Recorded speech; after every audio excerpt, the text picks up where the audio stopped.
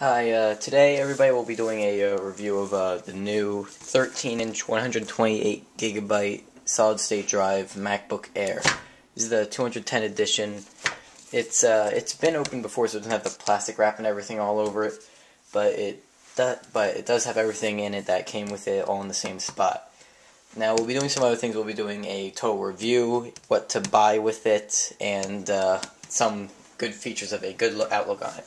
So first you got this nice, it's like a soft touch box, what you get in a lot of high quality products, like on the iPad, Dr. Dre headphones, stuff like that. So this just slides right up, and this is the MacBook.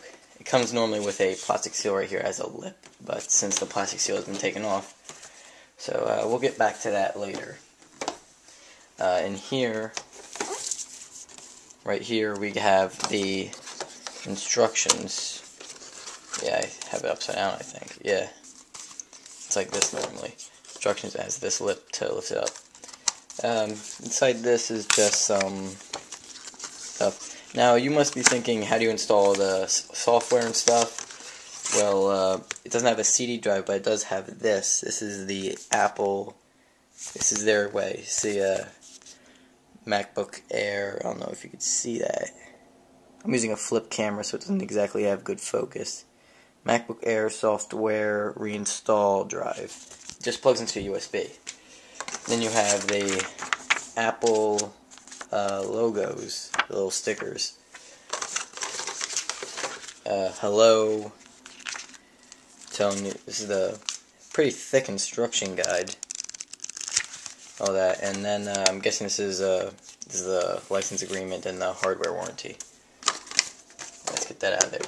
Then I'm coming from America, so you get the American US wall jack. I'm not sure if this is for any other country, but has the thing to plug into the power box or whatever they call it. And then this is the box itself, as the MagSafe thing. The charger plugs right into it, which is a very good thing to have because my sister has a computer, and she had one of the normal jacks that go into normal, like stuff like Dells and PCs and stuff, and actually bends the mother drive, or motherboard, sorry, and it's very expensive to fix.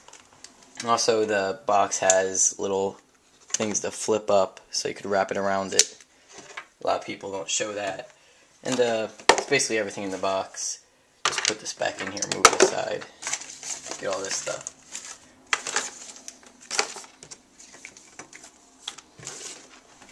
And now let's look at the Air itself.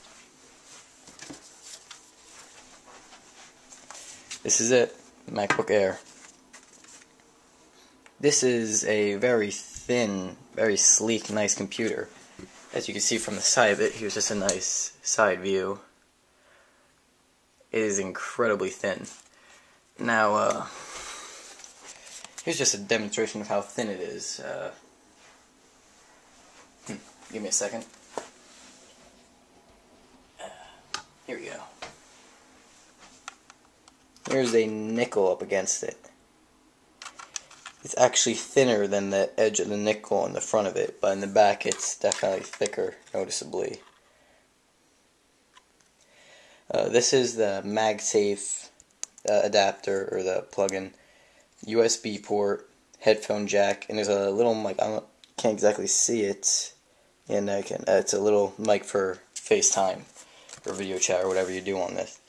Then you have a main display port in the back, USB, and an SD card slot, which only is available in 13-inch models, which is still a good thing to have. I don't use SD cards at all.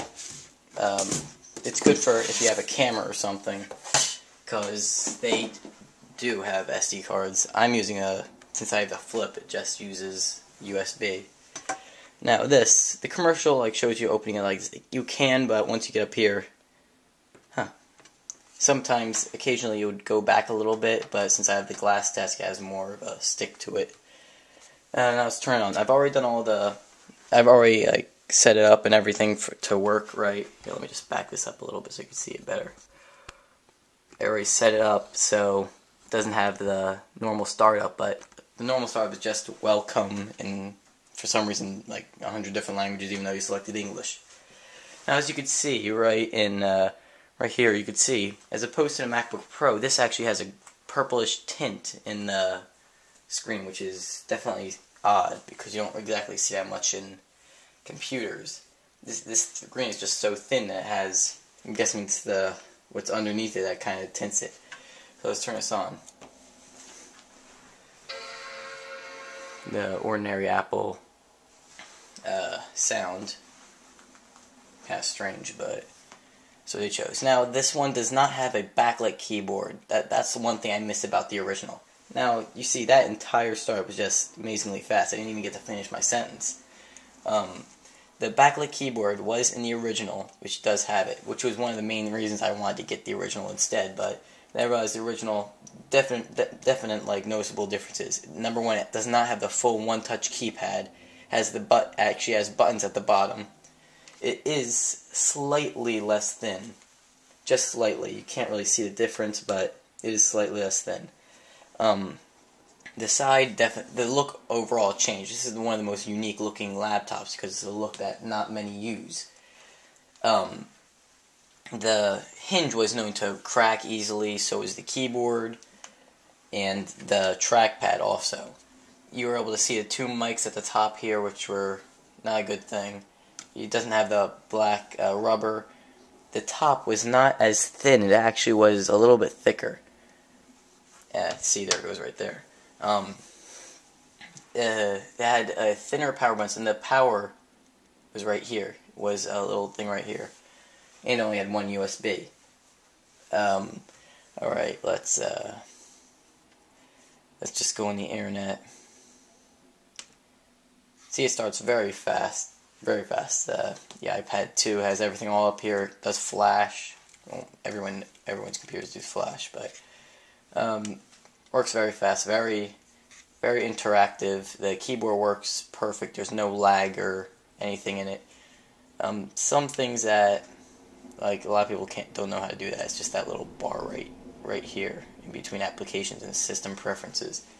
I don't know why I had to show you that, but it does have light buttons and turn around.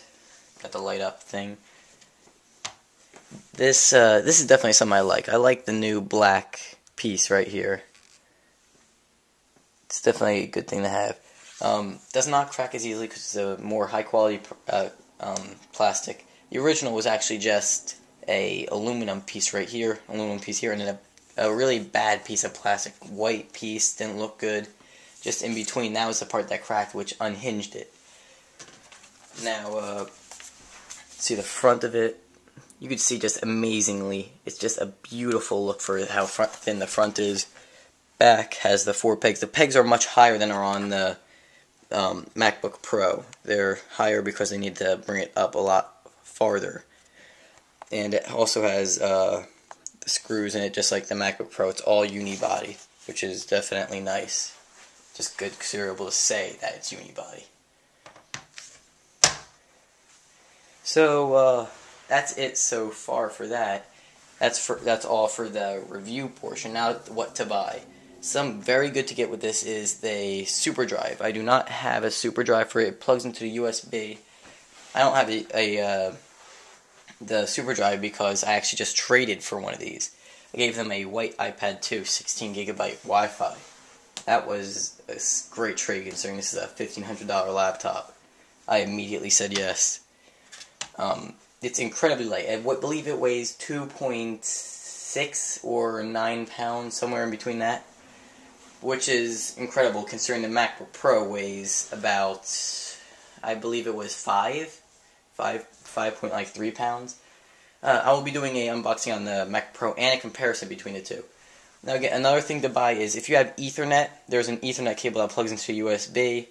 Something good to buy if you do a lot of stuff on screens. If you like bigger screens or just have a nice big screen TV that you want to plug in. The main display port plugs in real nice. I'll show you that in a second. Put this up and let me just get my TV up. It's one of those older TV.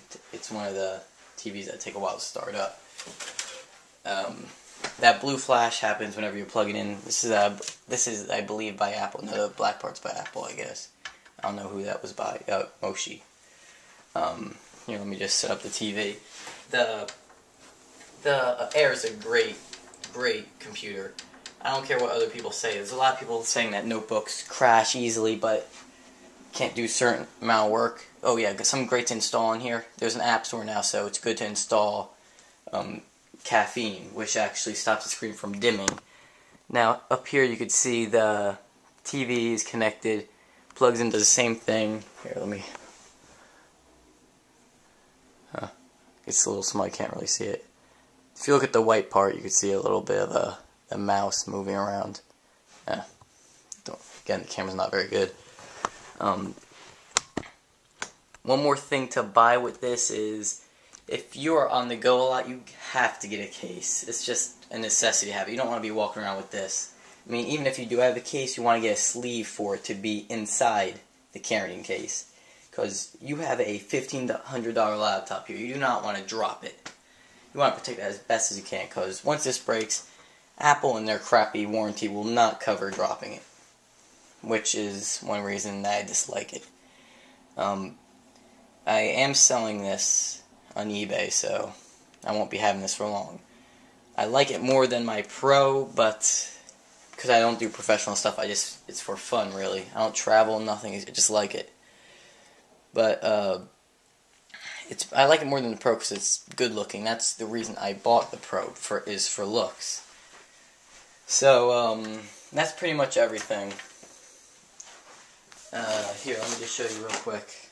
This is that reinstallation disc. It has a little piece of tape that peels back. To put this in, it's pretty just simple. A lot of people are asking how to do it because a lot of people don't understand. It took me a little bit to learn too. This plug slides in right at the bottom of the USB because it's not a full-size USB. So I just got a lot of questions from some of my friends asking how to do that. So that should answer any questions asking about that. Friends are pretty damn stupid, I guess. But well, that's everything. Tune in soon. I should have the MacBook Pro up by now, and then we'll be doing a comparison. Thanks. Remember to subscribe, leave comments, blah blah blah. You know what to frickin' do. You've watched these shit before. See ya.